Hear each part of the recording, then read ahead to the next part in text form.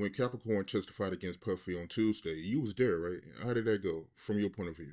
When Capricorn testified, man, it it was heartfelt because not because she was crying and going through all the pain that Cassie and her went through, and because when you heard her testimony, you found out that she really didn't care for Cassie like that. They friendship grew. You know, they had grown into a friendship that she cared more about Diddy because she even wrote him letters that she had a crush on him back in the day. So it was kind of weird hearing all the stuff she was going through. And in my mind, I was thinking that, and knowing who Diddy was, he probably slept with her too. That's what I was thinking. I don't know that to be true. You understand? But what people didn't understand in her testimony, because just like Dawn, that he would fire her, then she'll come back, or she'll go get another job, and then she'll have to come back, or whatever didn't work about, something like that. People don't understand this, bro. And when you look at the situation with all the people that were employed by Diddy and that was in the music world, it's this old proverb, the golden rule. And what's the golden rule? The man with all the gold make all the rules. Puff was that dude that he held all the gold. When she went to work for Mark Pitts, that was Puff, that was Kirk Burrows' protege. Kirk Burrows taught him everything he know. He was with Bad Boy first. He was the one who Puff was the one who put him with Big, and he was managing Big. So when this lady was coming back and she was in the defense went at her, well, you trying to say that he threatened your life, they kidnapped you, they did all these stuff to you, but you still went back to work with her, because she probably couldn't go back to work for nobody else until she straightened out with him, or till she made him feel good, until she made him feel like she wasn't an issue when she was a problem. If she was a problem, you know, and they thought that because she came from death row, I think I don't. It was somewhere like her and Suge had some kind of, I don't know, family relationship or something like that. I don't even know. I didn't get clarity on that, but it was something about Suge Knight and her that they found out, and then stuff started coming up missing as far as jewelry. They took her to like a warehouse, had a guy up there with um, a polygraph, giving her a polygraph every day. I think they gave her a polygraph like, they think it's 5 times, they said, up in this old abandoned warehouse like. So she was terrified and she was scared and she didn't want to go, but she had to go. And she put Paul Offord on blast. That's the one they used to call Uncle Paulie. She put him on blast like he was some gangster taking her up there. And if she would have been found, and all the polygraphs came up inconclusive, inconclusive, whatever that shit is. It wasn't conclusive that she did anything regarding stealing any of the jury or something like that. So it was just a fear tactic with her. But the defense was trying to say that how could you be scared of him when you went back to work for him? Let me tell you a story, bro. After Big died, Puff put out a whole lot of bullshit about me, telling people don't fuck with me, don't do this, don't do that, but he couldn't. He couldn't, because I was with a strong team. I was with Black Hands and I was with Slick and the Family at the time. I ran all Chaz Williams security. to all these parties where we did all over the country.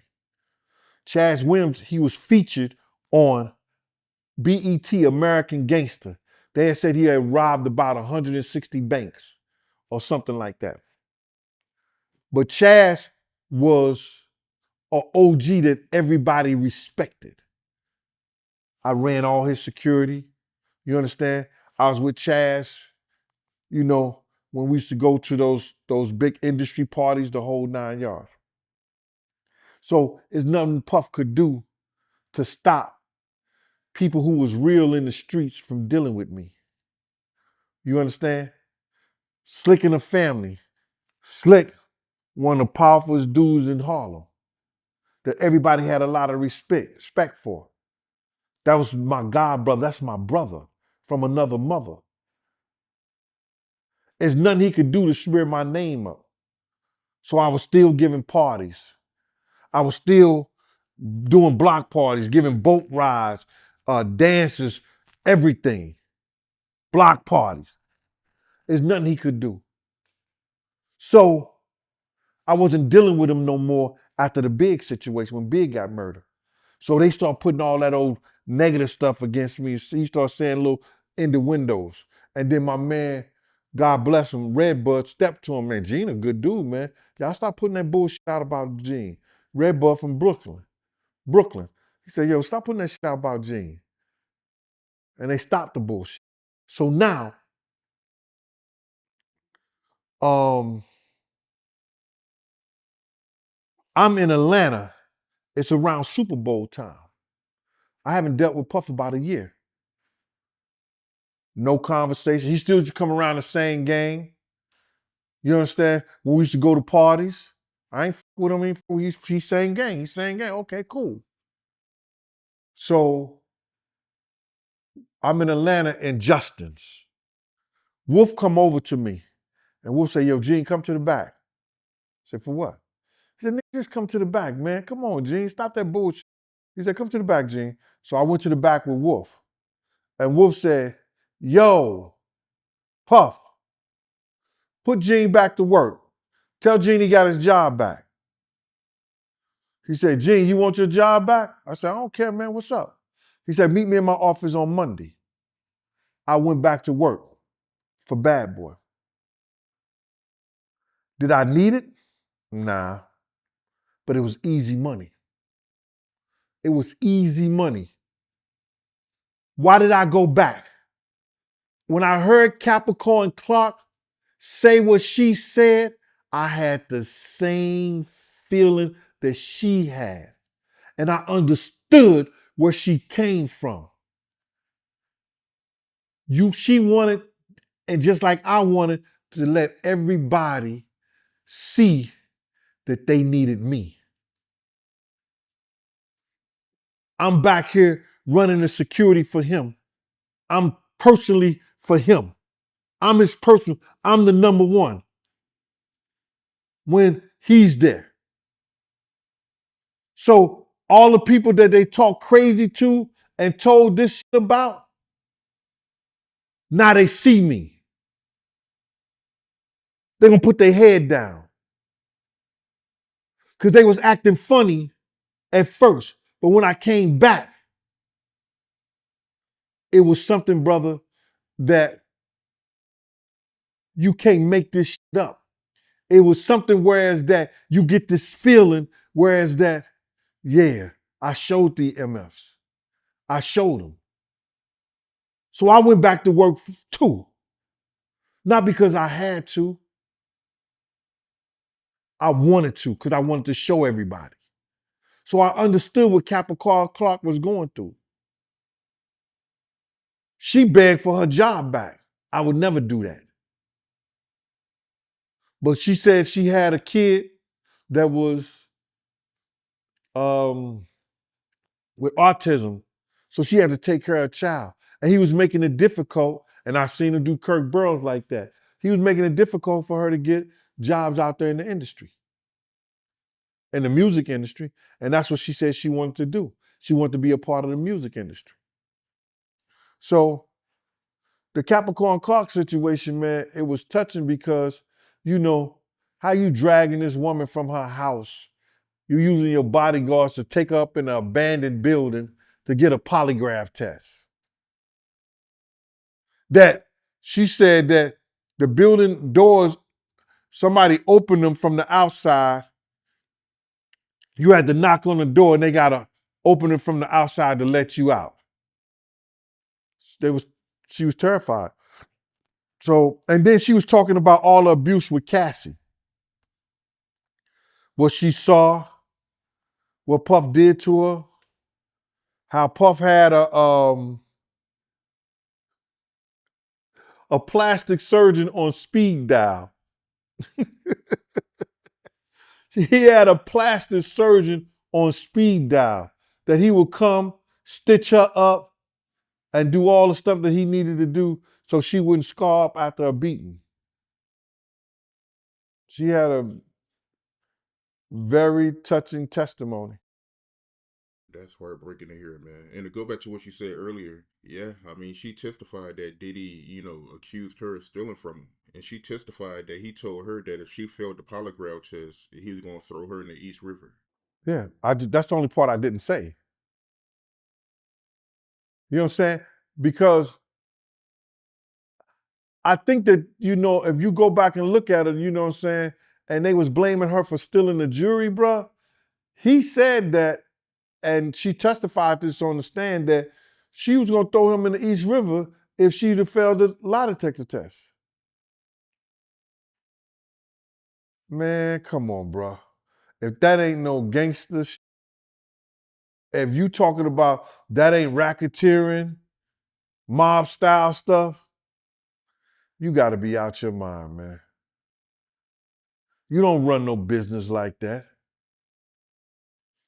That's some mafiosos that he was doing, bro. If you fail a lie detector test, I'm gonna throw you in the East River. Come on, brother. You did that female, you did that woman like that, and then now it comes that she passed it, and they couldn't, they couldn't blame her for it. What do? She's terrified now. How does she get that back? How does she get that back, bro? She don't. If I'm not mistaken, she brought up Jimmy Iovine in her testimony, right? Yeah, man. Capricorn Clark brought up Jimmy Iovine, but they did objection. But it got out before they objected that because she told the story, I went over into Interscope and I was threatened. And then she said, Jimmy Iovine. And they said, object, object, object. Jimmy Iovine, they did some shit like this. She had something on Diddy, whereas that they paid her $1 million. And Jimmy Iovine threatened her and told her to leave Diddy alone. And it was supposed to be a suit. When you sue somebody, you don't get taxes put on that shit. They gave it to her like it was a regular check and they put taxes on it. So she sued them and got $1 million, but they took $500,000 out of it in taxes. Ain't that some bullshit? They ain't no good, man. And she said Jimmy Iovine threatened her and told her she had to leave Diddy alone. They was doing it to the women like that, bro.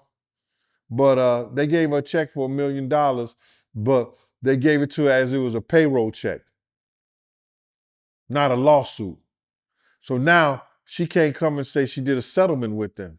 It was supposed to be a settlement check.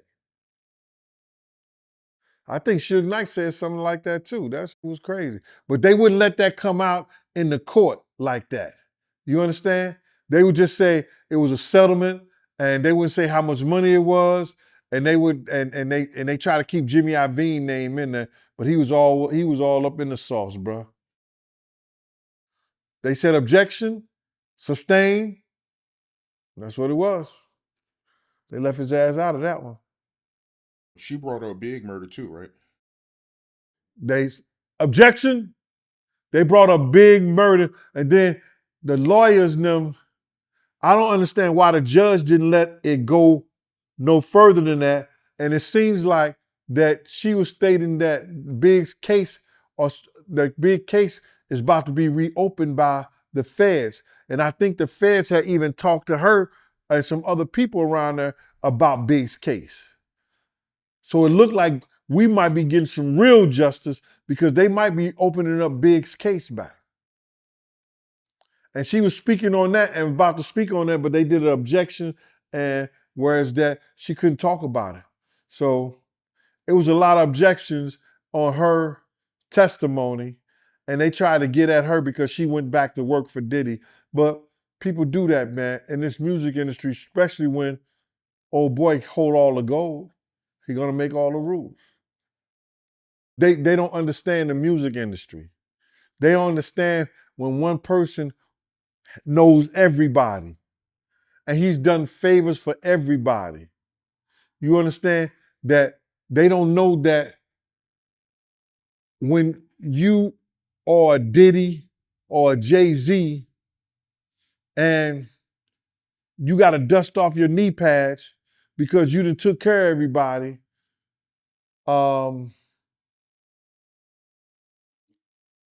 they have a certain kind of power. And they can call people up to not allow you to be in the music business ever again.